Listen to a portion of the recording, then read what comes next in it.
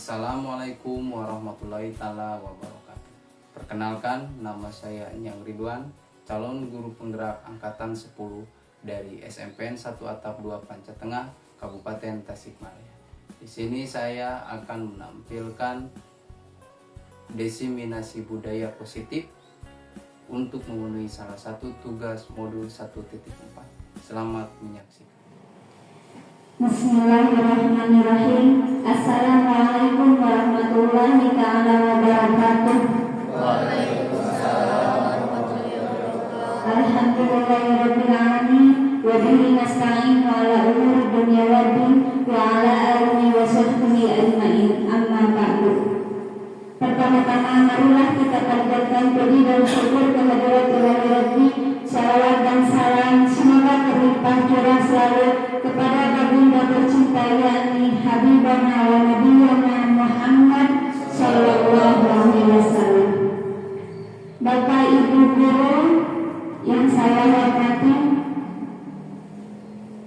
di sini saya sebagai moderator dalam acara diseminasi budaya positif CGP Angkatan 10 Bapak Nyang Ridwan dalam aksi nyata modul 1.4. Saya akan membacakan susunan acara terlebih dahulu. Yang pertama pembukaan, kedua menyanyikan lagu Indonesia Raya, yang ketiga doa, keempat sambutan dari Bapak Kepala Sekolah SMPN 1 Atap 2 Panca Tengah, yang kelima pemaparan materi dari CGP Angkatan 10 aksi nyata modul 1.4 diseminasi budaya positif, yang keenam tutup. Untuk mengefektifkan waktu, marilah kita buka acara ini dengan bacaan basmalah bersama-sama. Bismillahirrahmanirrahim.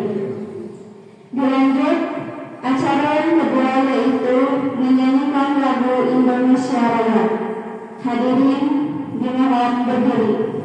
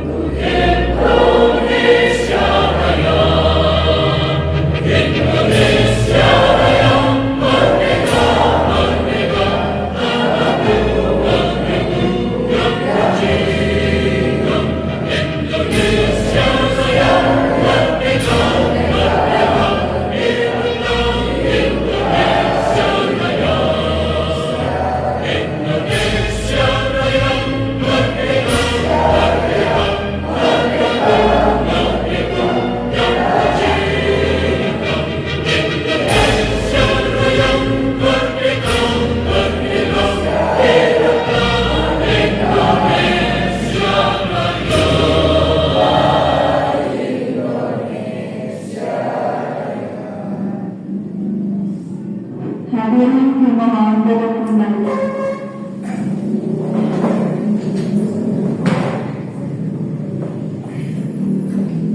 Acara selanjutnya yaitu doa yang akan dipimpin oleh Ustaz Dedan Solihat. Kepadanya dipersilakan.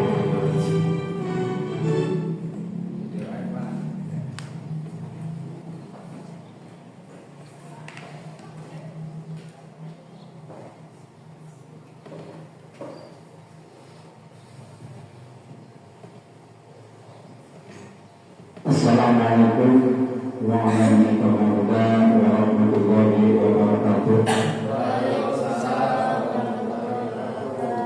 A'udzubillahi minasyaitonirrajim. Bismillahirrahmanirrahim. Alhamdulillahirabbil alamin wa bihi nasta'inu ala umuri dunya waddin. Wassalatu wassalamu ala asyrafil anbiya'i wal mursalin imamil muttaqin sayyidil khulul muhajjalin wa ala alihi wa sahbihi ajma'in. Amma ba'du. Rabbi shrah li sadri wa yassir li amri wahlul 'uqdatam min lisani yafqahu qawli.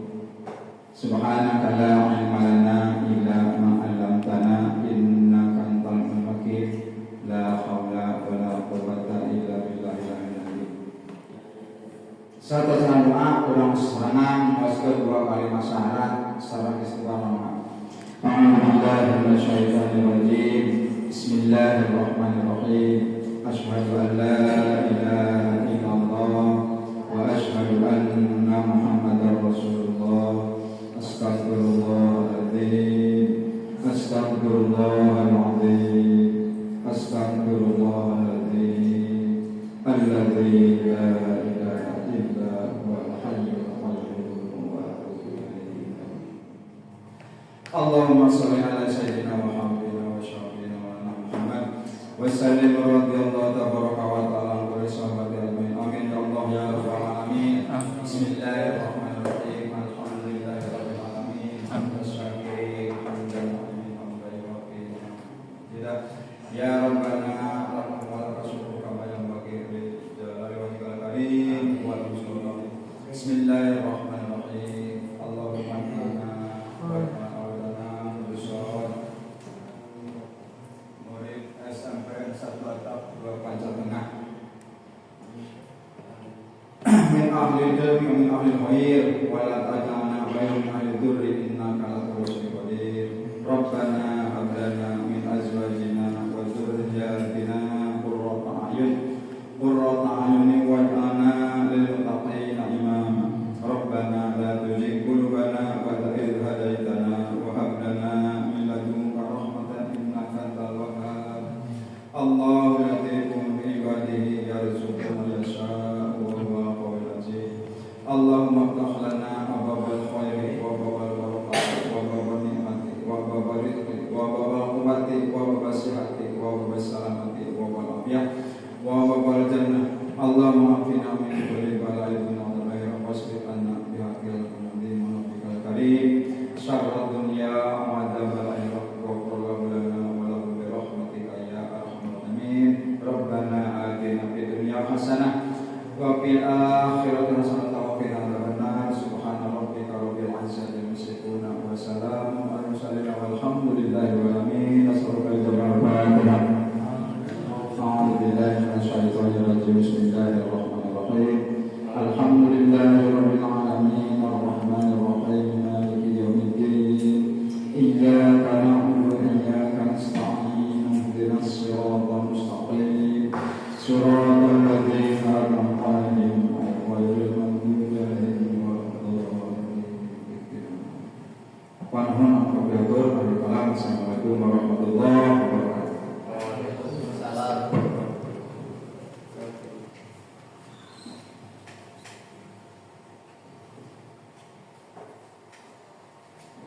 Alhamdulillah, doa telah disampaikan. Acara selanjutnya yaitu sambutan dari Bapak Kepala Sekolah SMPN 1 Atap 2 Panca Tengah, Bapak Nuryatin SPD MPD. Kepadanya dipersilakan.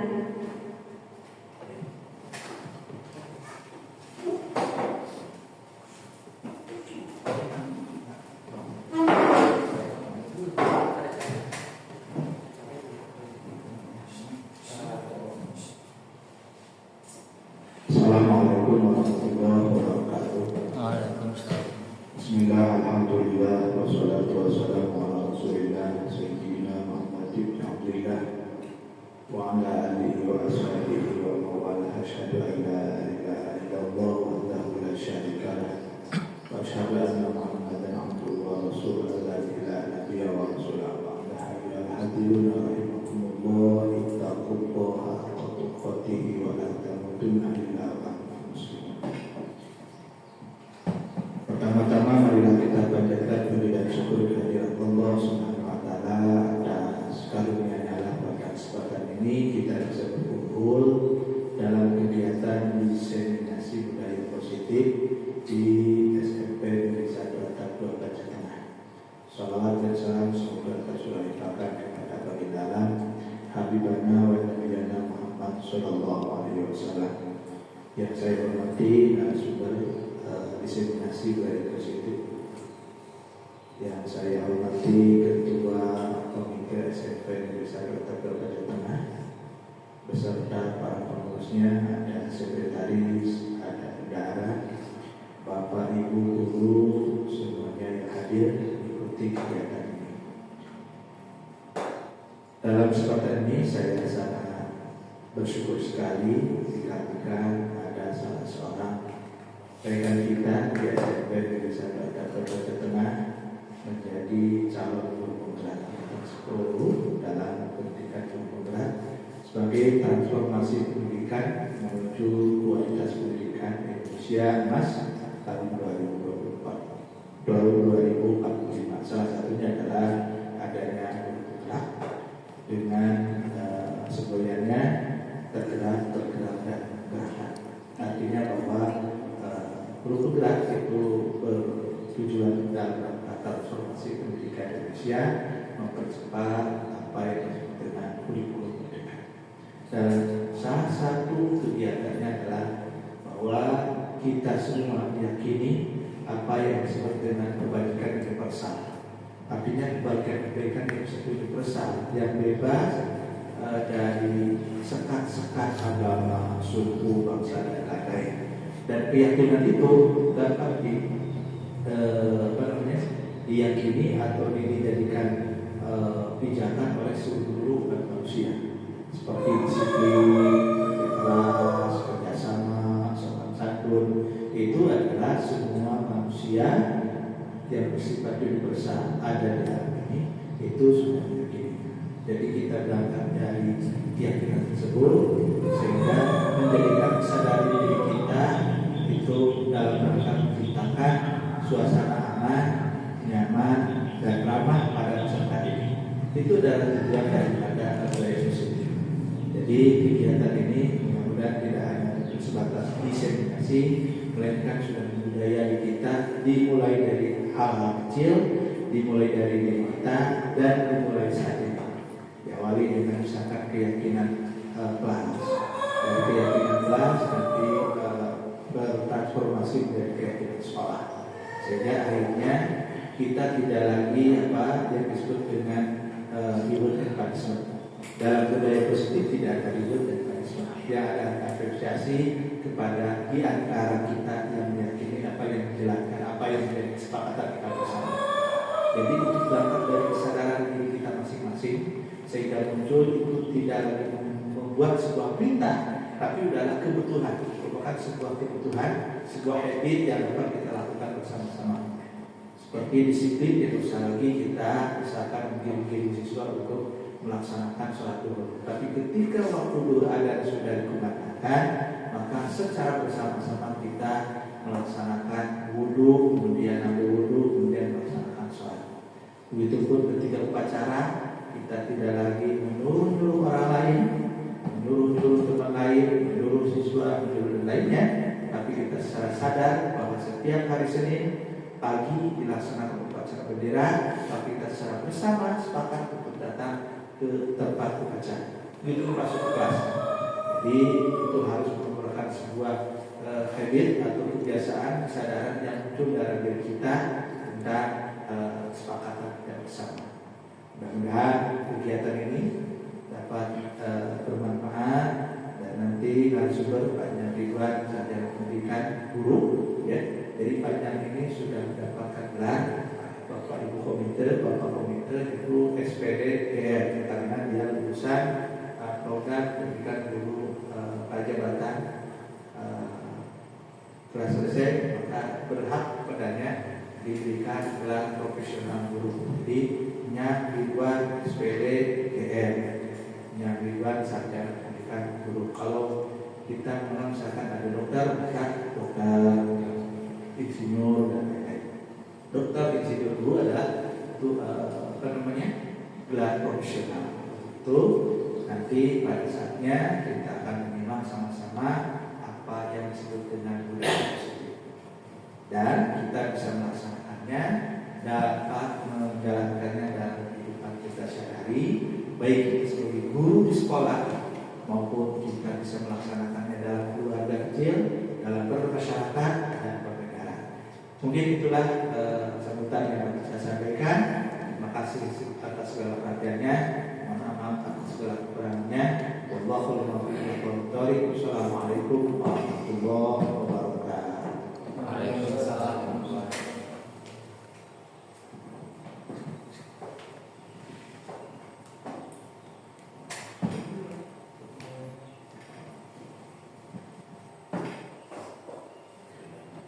Terima kasih kepada Bapak Sekolah SMPN 1 Atap 2 Pancomenang atas sambutannya. Acara selanjutnya yaitu pemaparan materi diseminasi budaya positif di SMPN 1 Atap 2 Pancomenang oleh Bapak Nya Ridwan SPD GR. Kepadanya dipersilakan.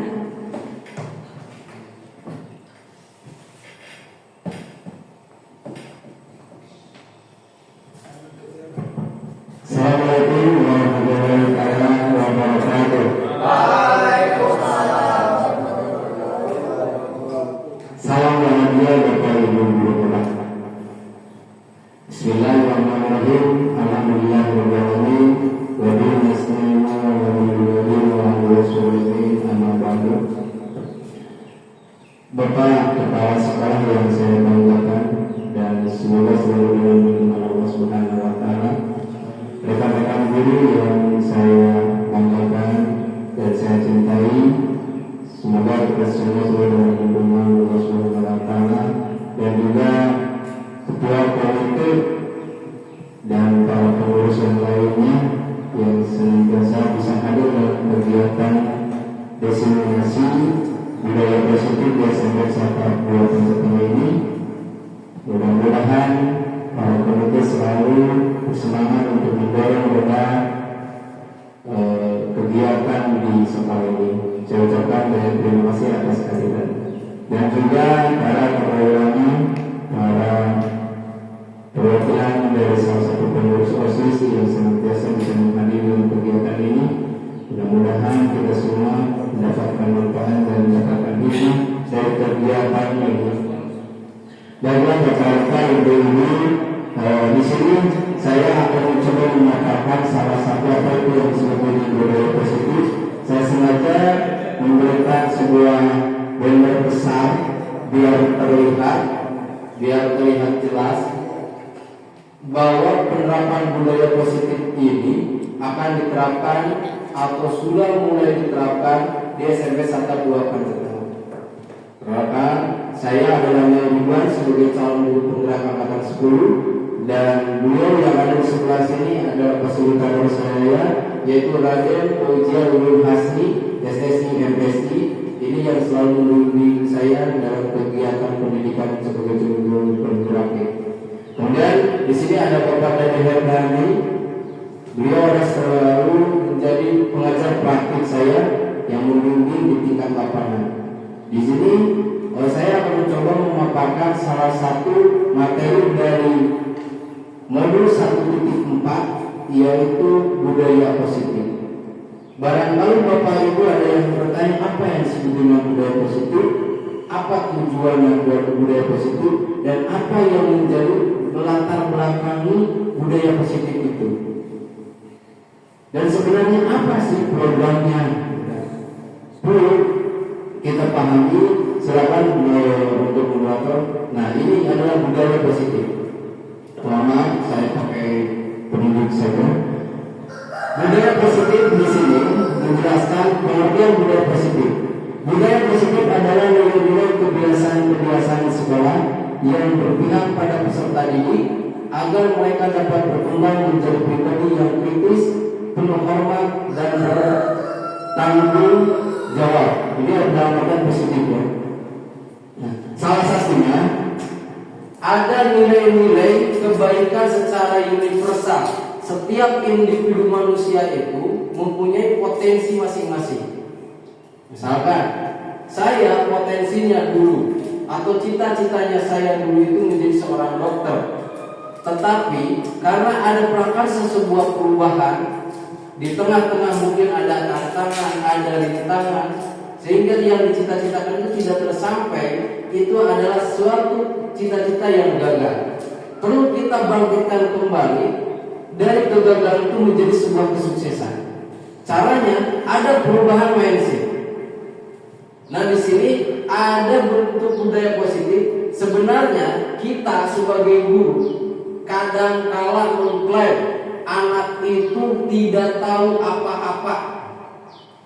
Kadang kala kita mengklaim para peserta didik itu tidak tahu apa-apa atau bagaikan kertas yang kosong. Bahkan pernah ada salah satu peribahasa, anak datang ke lembaga pendidikan apapun itu dianggap kertas kosong. Ada yang menganggap seperti itu. Padahal Bapak Ibu, di sini sebenarnya setiap manusia mempunyai potensi. Cirinya mempunyai nilai-nilai kebiasaan. Namun kita tidak bisa mengenal nilai-nilai tersebut. Contoh, saya sebagai seorang guru PPKN, mata pelajaran PPKN. Profesi saya, profesionalnya dalam bidang pelajaran PPKN. Bukan berarti saya tidak mampu mengajar bahasa Indonesia, tetapi ketika saya mengajar bahasa Indonesia, berarti saya tidak akan pernah profesional seperti waktu mengajar di bagian PPKN. Karena potensi saya ada di bagian bidang PPKN. Bisa dipahami sampai sana. Nah, yang kedua, contoh, kita kriteriakan budaya-budaya yang ada di sekolah kita. Jangan sekali-kali mengklaim bahwa anak itu ini anak akan menjadi buta di masa depannya. Karena dilihat dari penampilannya selalu berakar. Datang paling terlambat sekolah, pakai sepatu tidak pernah bajunya dimasukkan. Nah, budaya-budaya seperti itu kadangkala guru bertindak melihat dari sisi negatifnya saja, tanpa menggeluti dulu apa yang melatar belakangi anak tersebut datang terlambat. Kenapa anak tersebut datang ke sekolah bajunya dikeluarkan, tanpa kita telusuri dulu. Jadi mohon maaf Bapak Ibu, saya pernah testimoni salah satu siswa yang datang terlambat dan beliau berlari, bajunya keluar. Ketika kita berlari, otomatis yang tadinya masuk akan terangkat, jadi posisi keluar. Dan pada waktu itu saya melihat anak tersebut waktu bajunya keluar. Apa yang harus saya lakukan? Apakah langsung saya menegur, bawa baju kamu itu keluar?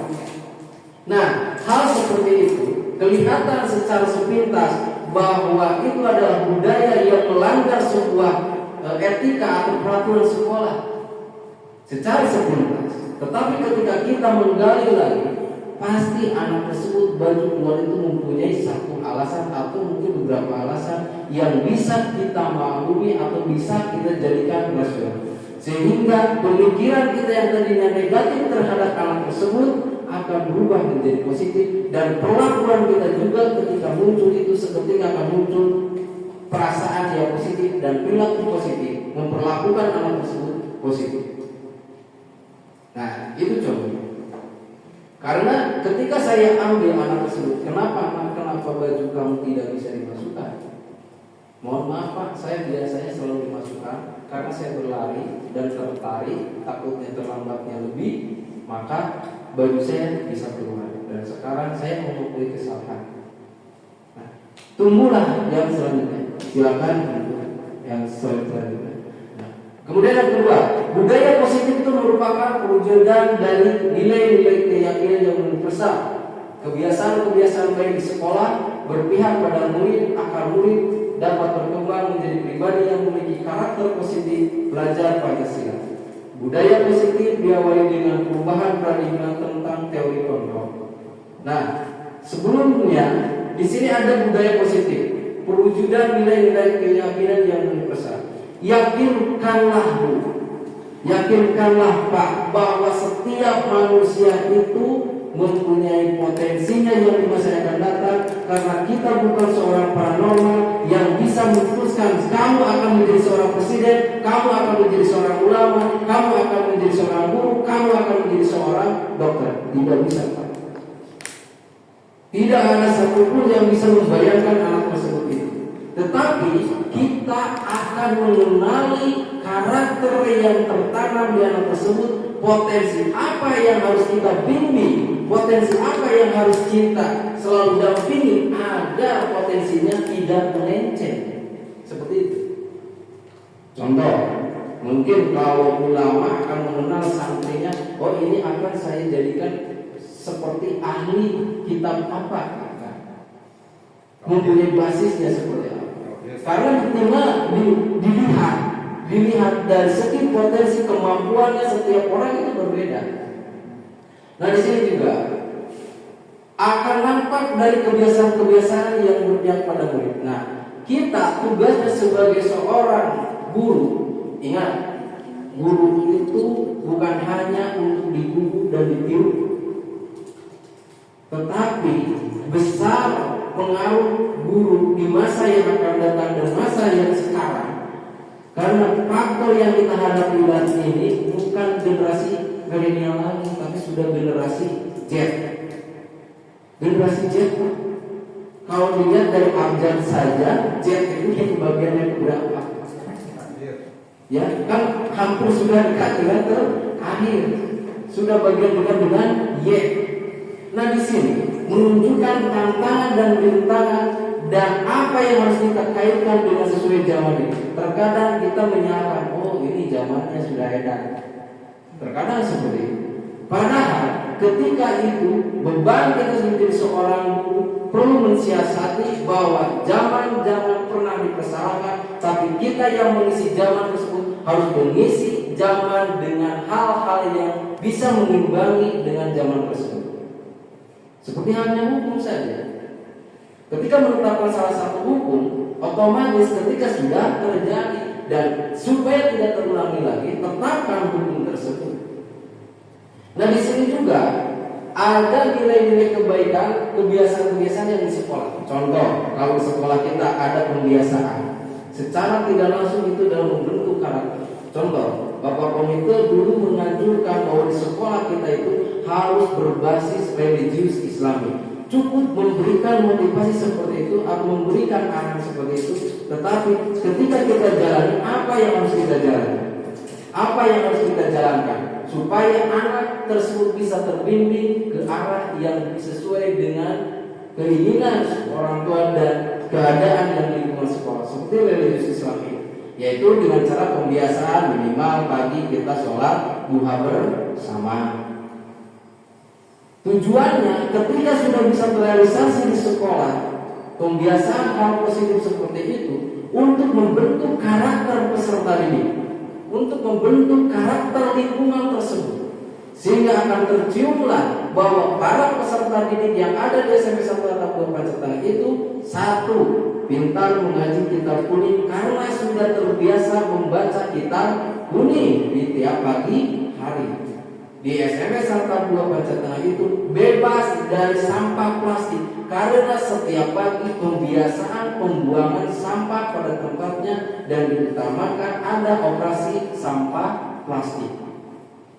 Karena itu sudah terbiasa, sehingga yang namanya kebiasaan ketika kita tinggalkan akan menjadi sebuah beban, sehingga muncullah keyakinan bahwa oh yakin kesehatan adalah yang paling utama, yaitu dengan cara menjaga kebersihan di lingkungan sekolah. Kebutuhan secara psikologis juga sama, bahwa kita sebagai makhluk perlu beriman, perlu bertakwa. Maka ditetapkanlah budaya-budaya positif seperti yang telah kita terapkan di sekolah.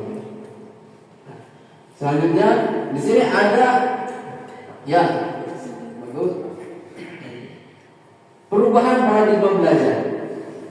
Silakan.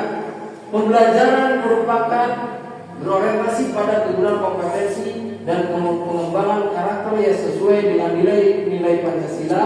Pembelajaran paradigma baru memastikan praktik pembelajaran yang berpusat pada murid, di mana kita setiap murid itu belajar sesuai dengan kebutuhan dan tahapan perkembangannya. Contoh Pak, salah satu contohnya ini salah satu bapak pendidikan kita, menurut Ki Hajar Dewantara, pendidikan adalah menuntun tumbuh kembangnya anak sesuai dengan kodratnya untuk mencapai kebahagiaan setinggi-tingginya sebagai manusia maupun sebagai anggota masyarakat. Ini menurut filosofi Ki Hajar Dewantara. Artinya dalam proses paradigma pembelajaran, baik para peserta didik, baik guru itu harus sambung menyambung, dalam artian berkolaborasi. Kenapa adanya unsur komite? Kenapa ada unsurnya wali kelas? Kenapa ada unsur wakil kepala sekolah? Kenapa ada kepala sekolah? Itu hanya satu tujuannya, untuk menumbuhkan dan membimbing sesuai dengan kebutuhan karakter para peserta didik. Contoh, di kelas 7 guru olahraga akan mempunyai nilai bagian A untuk si bagian C, karena jago bagian di bidang olahraganya. Tapi belum tentu di kelas B menemukan orang yang lebih kompeten di bagian bidang olahraga, maka penilaiannya akan relatif. Nah di sini perpusatan kebutuhan para peserta didik ada yang beda-beda Pak. Salah satunya, guru jangan mengklaim bahwa untuk membangun para peserta didik itu dengan cara seenaknya dewe. Contoh, Bu Sutini mengajarkan kepada anak itu tentang tata cara berwudu. Langsung kita ambilkan contoh mengambil air wudu tanpa melihat apa yang harus kita perbaiki. Contoh, saya sebagai guru PKN mengambil contoh cara pembacaan teks proklamasi tanpa melihat potensi dulu bagaimana mereka. Sebenarnya ketika kita mengambil suatu proses pembelajaran perlu ada testimoni dulu, sampai sejauh mana taraf mereka menguasai materi tersebut. Karena kita sudah merdeka sekarang. Dalam artian merdeka anak mengeksplorasi, mencari ilmu pengetahuan dari mana saja, sehingga posisi guru itu tidak akan capek-capek lagi sebenarnya.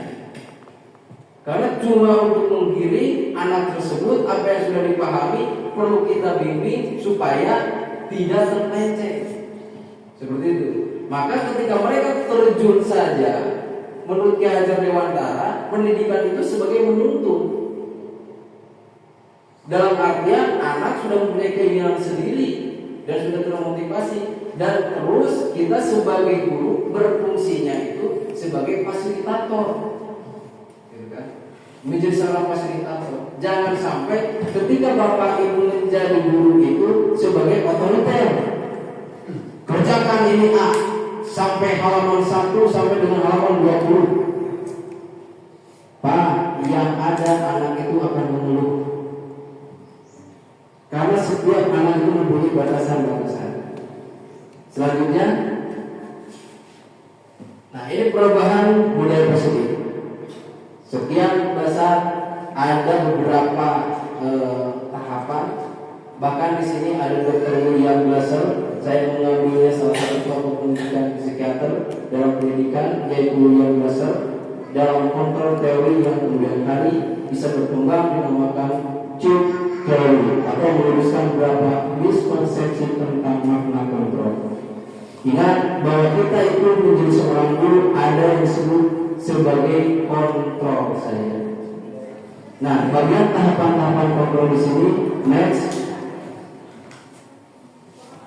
Nah, ini adalah ilustrasi seorang guru mengontrol murid yang memaksa. Kita lihat salah satu contoh bahwa guru itu mengontrol murid Ini sebuah bayangan seorang guru yang memaksa murid dalam tahapan belajar. Salah satunya guru mengontrol murid. Pada dasarnya kita tidak dapat memaksa murid, karena membuat suatu jika murid tersebut memilih untuk tidak melakukannya, walaupun tampaknya guru sedang mengontrol perilaku murid, hal demikian terjadi karena murid sedang mengizinkan dirinya dikontrol. Tadi ada kata ketika sambutan kepala sekolah menunjukkan kesepakatan kelas atau keyakinan kelas. Di sini, ketika mengambil suatu tata tertib di lingkungan sekolah, ketika mengambil suatu keputusan, jangan sekali-kali mentang-mentang kita menjadi seorang guru, kemudian kita otoriter. Jangan keluar waktu jam pelajaran ibu, misalkan seperti itu.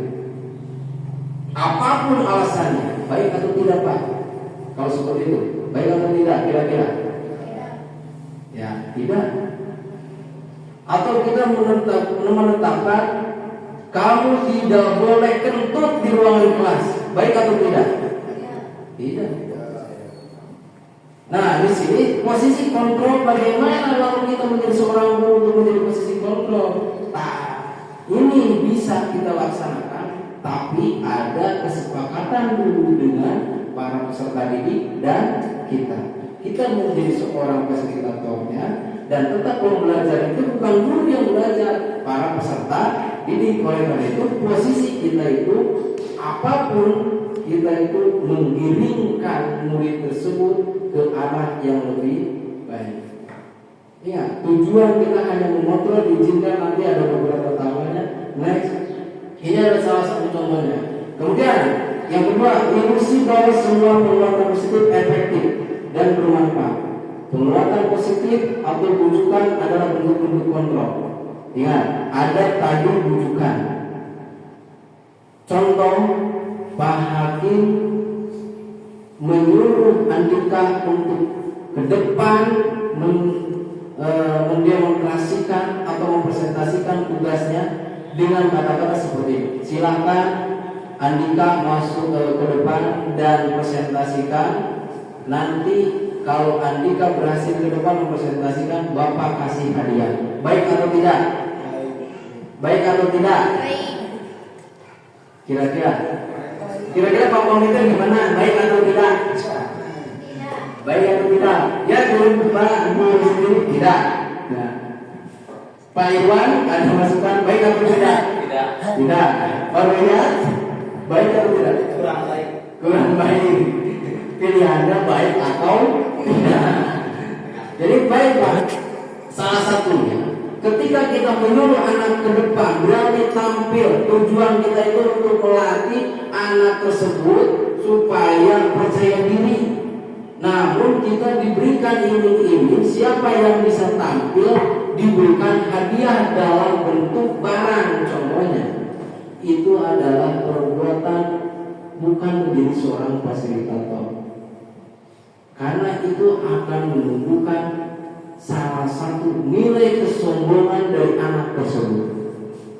Misalkan Andika ke depan dan mendapatkan hadiah, "Hore, saya mempunyai nilai tertinggi dari hasil presentasi ini dan guru memberikan nominal sekian kepada saya." Apa yang akan terjadi? Satu, kemungkinan karakter yang dikhawatirkan, tumbuhnya rasa sombong. Yang kedua, tumbuhnya rasa iri dari salah satunya, sehingga terjadi sebuah kesenjangan sosial. Pak, pernah terjadi kemudian menjadi isu besar dari para komite dan kepala sekolah. Pernah ada suatu kejadian bahwa orang tua siswa merasa keberatan ketika diterapkan sebuah perankingan. Ya, ini yang perlu kita evaluasi. Setiap kenaikan kelas atau per semester ada ranking 1, ranking 2, ranking 3. Padahal kalau kita lihat, saya sendiri bukan orang yang pernah menjadi ranking 1. Bahkan teman saya seorang juara umum di tingkat SMA sekarang tidak jadi apa-apa. Banyak seperti itu. Nah, dikhawatirkan ketika kita menerapkan hal yang tersebut, ada yang terbunuh karakternya, ada yang terbunuh semangat belajarnya tersebut. Lalu bagaimana Pak caranya untuk mendorong anak tersebut supaya lebih termotivasi untuk menggiring dari potensi dirinya tersebut? Kita bisa memberikan suatu pengakuan saja, bentuk apresiasi pengakuan. Jangan menunjukkan salah satu bentuk hadiah yang bisa menumbuhkan sebuah kesenjangan dari teman-teman. Contoh, sekarang kalau dulu waktu saya masih dalam bangku SD, mungkin zaman beda lagi. Anak yang paling pintar pasti paling disayang guru. Anak yang paling cerewet, anak yang paling bandel biasanya jauh dari guru. Tapi ingat, yang paling dikenal guru adalah satu, anak yang kurang pintar, dua, anak yang pintar, tiga, anak yang bandel. Anak yang sedang-sedang saja jarang dikenal. Kenapa itu alasannya Pak? Kenapa alasannya? Coba kira-kira Bapak Komite bisa ngasih komentar kira-kira apa alasannya Pak Komite? Di hari bang, di malam. Itu ada bentuk kekhawatiran. Dikhawatirkannya seperti itu Pak. Ketika kita mengajarkan anak-anak para peserta didik atau para peserta didik, dikhawatirkan nanti tumbuhnya saya pinter, saya tidak mau bersama dengan guru tersebut. Ketika sudah menjadi alumni, ya, misalkan di sini ada para peserta didik dari SMK 2 Panjang, kemudian keluar dari sini sehingga kemudian untuk bersalaman dengan guru. Itu dikarenakan mereka merasa minder, itu salah satunya. Karena saya tidak dikenal dengan guru tersebut, maka perlu adanya perlakuan yang sama dengan guru-guru yang lain. Kemudian next, selanjutnya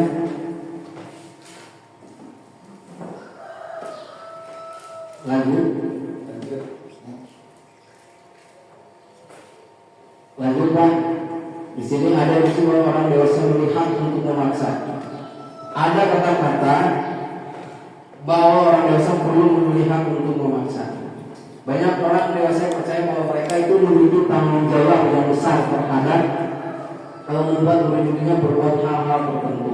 Jadi apapun yang dilakukan murid biasanya menjadi salah satu tanggung jawab gurunya. Nah di sini berarti sifatnya itu memaksa dan tidak efektif untuk jangka waktu yang sangat panjang, dan sebuah hubungan permusuhan akan sebuah terbentuk. Maka tidak sedikit anak yang sudah keluar dari sekolah karena mendapatkan perlakuan dari hukuman gurunya ketika bertemu enggan untuk menoleh, enggan untuk mengucapkan salam karena masih membekas pada dirinya bahwa saya dulu pernah ditampar oleh orang tersebut. Kita lanjut. Lalu bagaimana seorang bisa berubah? Yaitu ada stimulusnya. Pendekatan dari kontrol menurut Stephen Covey di sini tahun 1991 saya mengutipnya dari beliau. Bila kita ingin membuat kemajuan, perlahan sedikit-sedikit ubahlah sikap atau perilaku Anda. Dalam artian kita seperti itu. Kemudian yang kedua, namun bila kita ingin memperbaiki cara utama kita, maka tak perlu mengubah keracuan kita. Ubahlah bagaimana Anda melihat dunia dan bagaimana Anda berpikir tentang manusia. Ubahlah paradigma Anda, skema pemahaman dan penjelasan aspek-aspek tertentu secara realitas. Nah, seperti itu. Jadi kedua tanggung jawab kita itu sebagai guru dan penerapan budaya positif perlu diperhatikan sesuaikan dengan kebutuhan para peserta didik. Next. Nah ini ada stimulus respon dan stimulus kontrolnya. Bisa dilihat stimulus responnya, realitasnya kebutuhan kita itu adalah sama. Kemudian realitas kebutuhan kita itu berbeda. Teori kontrolnya, semua orang melihat hal yang sama, tapi setiap orang memiliki gambaran yang berbeda. Boleh kita menganggap sesuatu itu sama, menganggap itu cantik, tetapi tidak semua yang cantik mengatakan sama itu orangnya cantik. Beda dengan istri-istri kita kan. Kalau bapak kami itu istrinya paling cantik menurut kami itu belum tentu menurut saya, karena cantik itu adalah relatif. Seperti itu. Perilaku buruk dilihat sebagai sesuatu yang kesalahan. Semua perilaku memiliki tujuan. Ingat, ini ada perbandingan kontrolnya. Orang lain bisa mengontrol saya, hanya Anda yang mengontrol diri Anda. Ingat, saya bisa mengontrol orang lain, Anda tidak akan bisa mengontrol orang lain. Artinya, kalau saya bisa mengontrol orang lain, tapi Anda tidak bisa mengontrol orang lain. Balik kebalikannya ya. Kedua, yang terakhir itu pemaksaan ada pada saat rujukan yang gagal, kolaborasi dan konsensus menciptakan pilihan-pilihan yang baru. Itu teori kontrolnya. Kemudian yang terakhir, model berpikir apa yang menang atau kalah. Model berpikirnya adalah menang dan menang. Itu cara membangkitkan para peserta didik. Jadi jangan pernah menginjak orang yang gagal, karena orang yang gagal itu kemungkinan besar akan menjadi orang yang sukses. Maka di sini penerapan model berpikir menang ataupun kalah, kita harus kontrol model berpikir menang dan menang. Itu yang menurutnya motivasi untuk peserta didik. Selanjutnya, nah, lalu bagaimana mewujudkan budaya positif? Sampaikan. Ketika Bapak Ibu semuanya sudah memahami tentang budaya-budaya positif di sini, sampaikan. Pertama, misalkan dengan cara presentasi. Kedua, kemudian berpikir audio dengan presentasi tanpa atau menggunakan media pembelajaran yang lainnya. Kemudian salah satu dari 1000 tempat yang profesional sesuaikan dengan segala sasaran atau topik. Kemudian terkait dengan gaya Anda menggunakan teks dan foto. Makanya saya sendiri di sini cara contohnya, kenapa harus seperti ada gambar saya sendiri dengan jam beker dan yang lainnya. Ini harus menggambarkan sehingga kita berimajinasi diri saya sebenarnya harus dengan sesuai berbagi dengan waktu. Kemudian ada jadwal-jadwal yang masih perlu saya lanjutkan dan tanamkan sebuah keyakinan. Gambar saja bisa memberikan suatu inspirasi bagi kita. Thanks. Kemudian langsung lanjut lagi. Sekarang teori motivasi dan dukungan, penghargaan dan retribusi. Nah, teori motivasi perilaku manusia. 1. Menghindari ketidaknyamanan, yaitu dengan hukuman apa yang akan terjadi apabila saya tidak melakukannya. Kemudian itu dimaksudnya bagian motivasi eksternal. Artinya dengan hukuman itu akan menjadi sebuah motivasi yang eksternal atau dari luar, tapi itu tidak menjadi sebuah andalan. Yang namanya hukuman tidak akan menjadi sebuah andalan merubah seseorang. Yang kedua, untuk mendapatkan imbalan dari orang lain atau institusi, apa yang akan saya dapatkan apabila saya melakukannya? Itu motivasi eksternal. Bapak Ibu datang ke sini dikarenakan ada maunya, contohnya. Itu berarti dorongan dari luar, bukan dari dorongan kita sendiri. Jadi kalau dalam agama itu karena masih ria-riaan mungkin ya. Kalau sekarang belum ikhlas gitu kan. Yang ketiga, untuk menghargai diri sendiri. Saya akan menjadi orang yang seperti apa bila saya melakukannya. Contohnya adalah motivasi internal atau tujuan dari disiplin positif. Jadi intinya dari gambaran teori motivasi perilaku manusia itu ada 3 faktor yang bisa mempengaruhi, tapi cuma satu yang menjadi yang sebenarnya, sehingga bagian tumbuh dari internal. Mudah-mudahan Bapak Ibu setelah mengenali teori motivasi perilaku manusia ini benar-benar tumbuh dalam diri, bukan dari dorongan orang lain. Kalau Ibu ingin bangkit, jangan pernah mau dibangkitkan oleh orang lain, karena seenak-enaknya dibangkitkan orang lain pasti kita akan merasa tercubit. Beda lagi ketika menginginkan kita bangkit sendiri dan perlu kita bekerjasama atau berkolaborasi dengan yang lainnya. Lanjut. Nah ini penghargaan meningkatkan motivasi belajar anak. Apakah benar? Ini salah satu contoh. Silakan perhatikan Bapak Ibu. Penghargaan dapat meningkatkan motivasi belajar anak. Yang kedua, hukuman dapat mendisiplinkan anak. Yang ketiga, penghargaan dapat meningkatkan motivasi belajar anak. Kira-kira menurut Bapak Ibu mana yang paling pas? Kira-kira mana? Silakan berikan komentar. Penghargaan mendapatkan motivasi meningkat belajar anak. 2. Hukuman dapat mendisiplinkan anak. 3. Memberikan penghargaan dapat meningkatkan motivasi belajar anak. Kira-kira mana? Kira-kira mana? Ketiga. Betul. Tepuk tangan untuk Bapak Komite. Benar Pak. Hukuman tadi ada masukan. Tujuannya untuk mendisiplinkan, tapi ingat ada salah satu karakter yang bisa tersinggung. Kemudian penghargaan ada salah satu kemungkinan karakter yang tinggi yang lainnya. Kemudian membedakan lagi penghargaan dengan cara memberikan peningkatan motivasi belajar anak. Jadi kita harus selalu memberikan motivasi dalam bentuk apapun, tapi asalkan jangan dalam bentuk ribut dan jangan merupakan dengan bentuk hukuman. Next. Kemudian disiplin positif merupakan pendekatan mendidik anak untuk mengembangkan kontrol, pembentukan kepercayaan diri. Ingat, setiap anak itu mempunyai tingkat kepercayaan diri yang berbeda-beda Pak. Disiplin positif bertujuan untuk bekerja sama dengan murid dan tidak menentang mereka.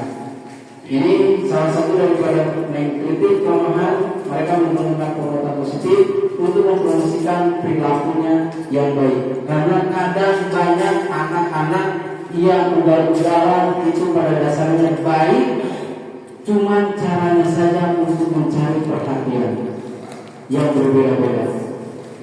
Silakan Bapak Ibu mempunyai anak, misalkan 2 atau 3, pasti karakternya beda-beda ketika ingin mendapatkan perhatian dari kita.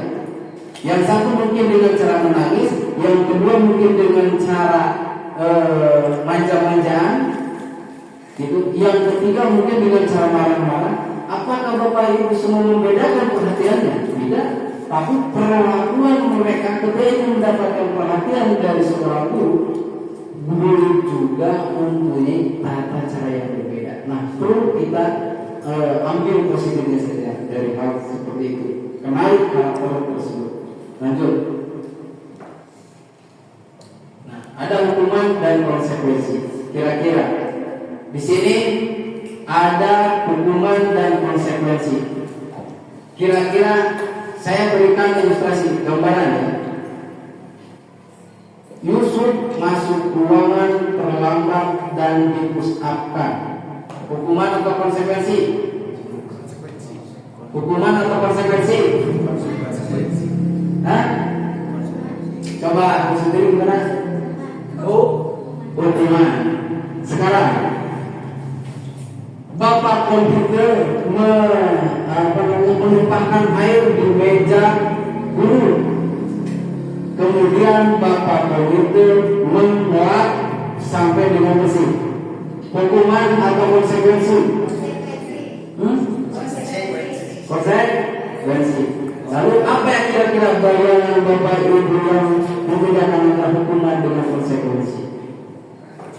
Kira-kira ada perbedaan? Gini, beda tidak antara hukuman dengan konsekuensi? Apakah setiap hukuman ada konsekuensinya? Apakah setiap konsekuensi ada hukumannya? Kalau hukuman itu kan tanggung jawab pribadi. Ya, hukuman itu Secara tanggung jawab individual yang melakukan pelanggaran. ya kalau hukuman. Kalau hukuman terus konsekuensi itu kan ada kebijakan juga, baik dari individual atau sektor. Ya. Tepuk tangan dulu dong untuk Pak Komite kita. Nah, terima kasih masukannya Pak Komite. Nah, kita lihat hukuman bersifat tidak berencana dan secara tiba-tiba. Anak atau murid tahu apa yang akan terjadi dan tidak dilibatkan. Hukuman bersifat satu arah. Ingat, hukuman itu bersifat satu arah, dari luar untuk siswa. Dari pihak guru yang memberikan dan murid hanya menerima suatu hukuman tanpa melalui suatu kesepakatan, itu disebut dengan hukuman. Jadi datang anak masuk kelas, datang di kelas langsung menyuruh push up, itu salah satu contohnya hukuman. Apa keterkaitannya datang terlambat dengan push up? Jadi perlu ada keterkaitan antara hubungan, ada hubungannya datang terlambat dengan push up tersebut. Kemudian di sini disiplin dalam bentuk konsekuensi. Konsekuensi itu adalah suatu perencanaan, sudah disepakati, sudah dibahas, disetujui oleh murid dan guru. Umumnya dengan bentuk konsekuensi dibuat oleh guru, sekolah, komite dan yang lain. Sehingga dalam bentuk konsekuensi ini, Pak, diterapkan keyakinan kelas guru. Nah, diterapkan dulu. Jadi jangan semena-mena kita dengan audiens. Misalkan ketika kita di dalam masyarakat, silakan Bapak Ibu diam dulu, saya mau berbicara. Tidak dulu. Karena perlu ada kita saling kontrak dulu lah, kesepakatan bersama. Itu sehingga ketika ada yang melanggar dari kontrak tersebut bisa muncul sebuah konsekuensi. Next. Nah, ini silakan perhatikan dulu di sini perbedaan hukuman dan konsekuensi. Hukuman sesuatu yang menyakitkan harus terjadi. Yang namanya hukuman itu pasti akan menyakitkan. Kedua, membuat anak sakit fisik maupun hati untuk jangka waktu cukup lama. Yang namanya hukuman itu akan membekas, Pak. Kemudian anak membenci kedisiplinan. Anak karena ada hukuman akan merasa benci dengan disiplin. Apa susahnya memasukkan baju seragam, tetapi anak susah karena pernah dulu gara-gara dicubit perutnya tidak pakai baju itu dimasukkan. Konsekuensi, kemudian konsekuensi itu suatu yang harus terjadi membuat anak merasa tidak nyaman dalam jangka waktu pendek, yaitu adanya rasa penyesalan sehingga menjadi sebuah kesadaran. Nah, itu salah satu contoh konsep-konsep diri kita, baik untuk anak belajar mengikuti peraturan, kehilangan hak untuk buat tidak nyaman atau dihasilkan secara tempo. Nah, itu adalah bagian dari konsekuensi. Next. Tindakan dulu. Nah, perhatikan Pak Bu, ini ada tulis saya sengaja kosong nanti muncul yang aslinya. Mencatat 100 kali di dalam buku kalimat saya tidak akan terlambat lagi karena terlambat ke sekolah. Hukuman atau konsekuensi? Hukuman atau konsekuensi? Oh ya. Nah? Konsekuensi atau hukuman? Mencatat 100 kali di dalam buku kalimatnya saya tidak akan terlambat lagi karena terlambat ke sekolah. Hukuman atau konsekuensi? Hukuman. Acungkan tangan dengan hukuman.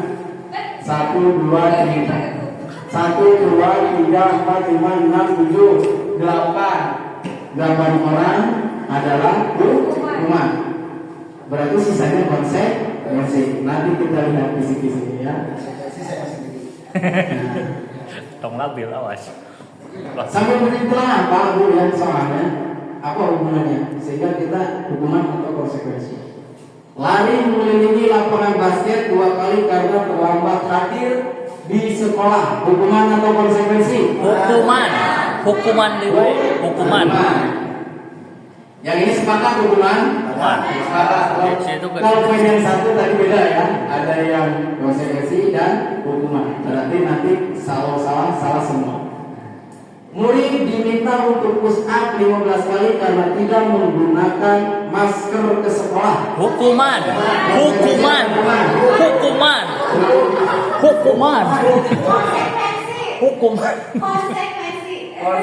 Hukuman. Ada lagi yang menemani? Coba piluan ya. Ya, Hukuman. ada 2 orang konsekuensi. Ya. Kita lanjut, nanti kita buka ya jawabannya. Nanti kalau jawabannya benar silakan tepuk tangan. Membersihkan, mana? Menggantikan kertas tugas Nah, kakara ya, Mas. dicoret-coret. Konsekuensi.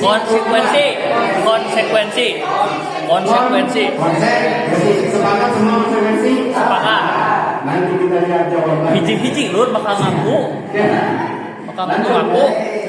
Lanjut, kalau ini siap-siap konsen.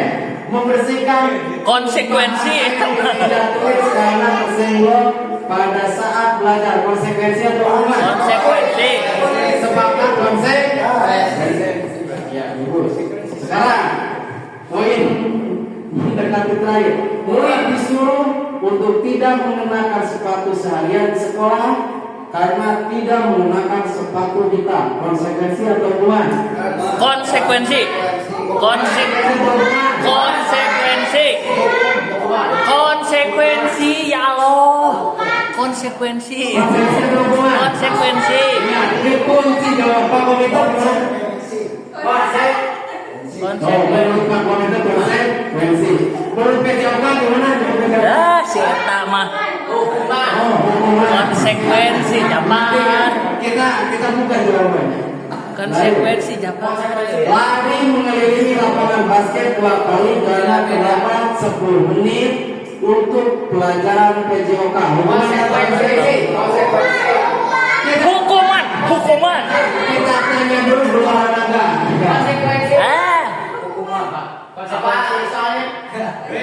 Lari mengelilingi lapangan basket 2 kali karena terlambat 10 menit. Hukuman anger. Kira-kira hukuman kemana sih? Hukuman Japar gitu mah. Buka. Silakan satu. Tuh nya cek tuh. 100. Hukuman, konsekuensi, hukuman dan konsekuensi. Nah, Bapak Ibu perhatikan yang di sini. Bagian terakhir.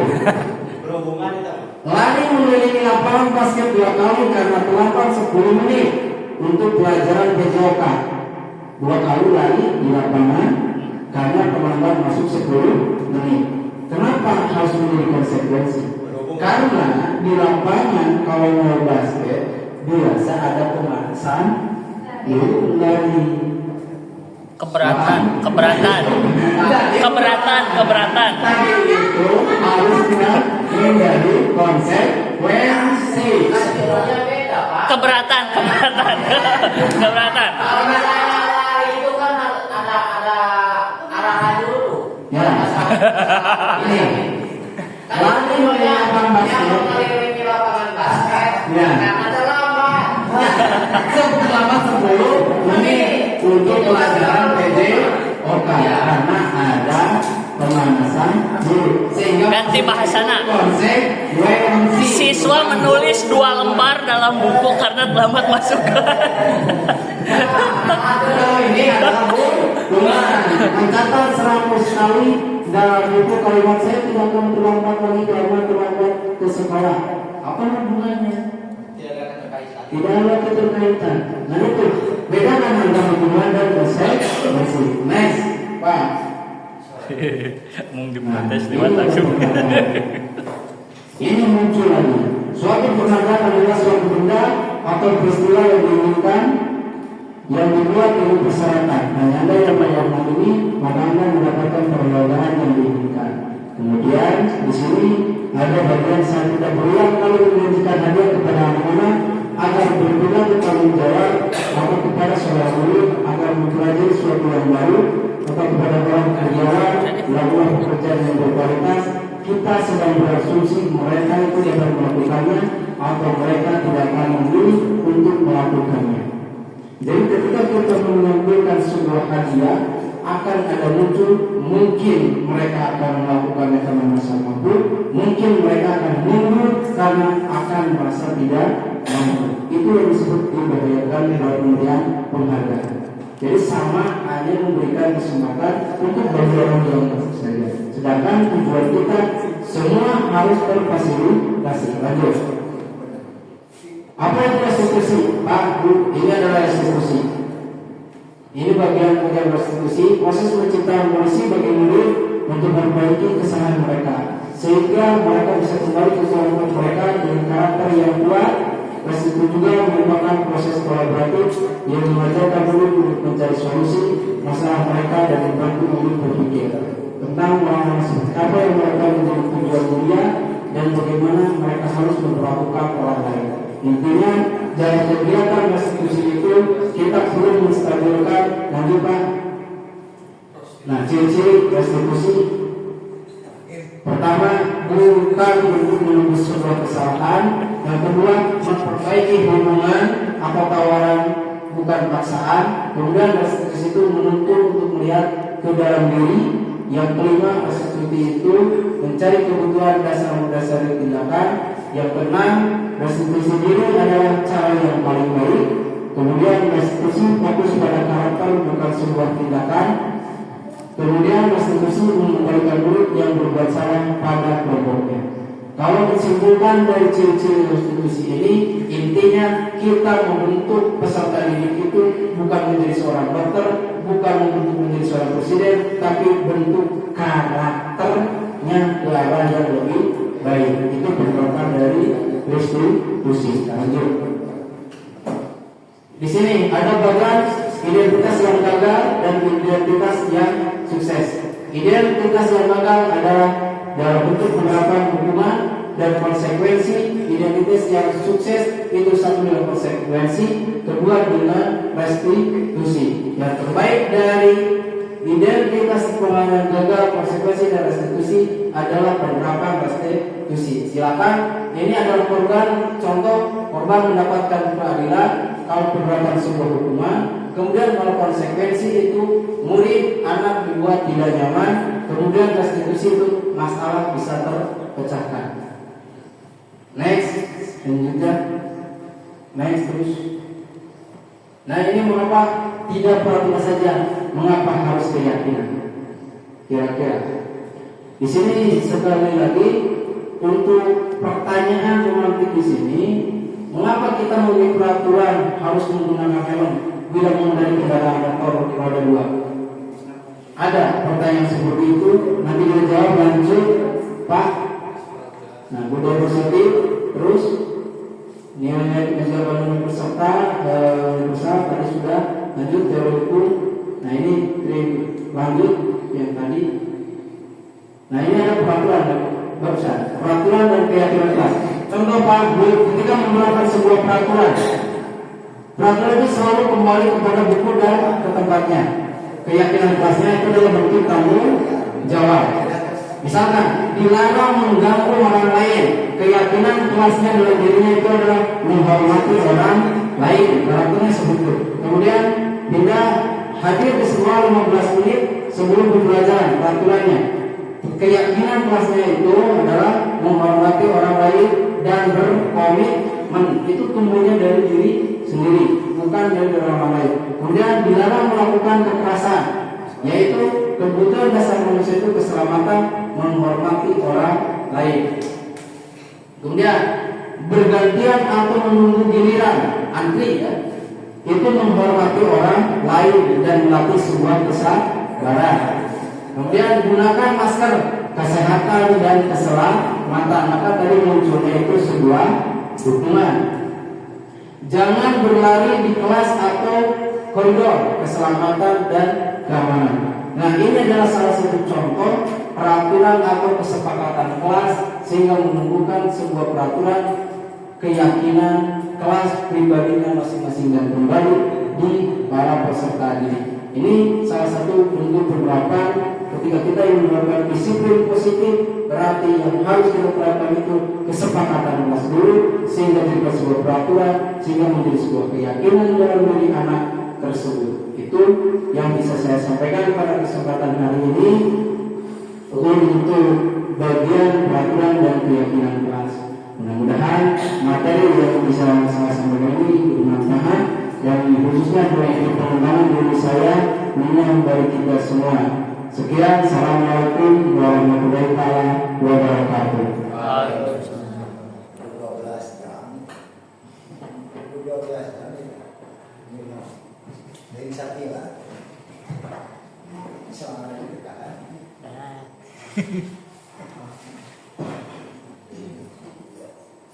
Alhamdulillah, pemaparan materi diseminasi budaya positif di SMPN 1 Atap 2 Pancatengah oleh Bapak Iman Ridwan SPDGL telah selesai. Acara selanjutnya yaitu tutup. Marilah kita tutup acara diseminasi budaya positif di SMPN 1 Atap 2 Pancatengah dengan bacaan hamdalah bersama-sama. Acara dari awal sampai akhir saya tutup. Billahi taufiq wal hidayah. Wassalamualaikum warahmatullahi wabarakatuh.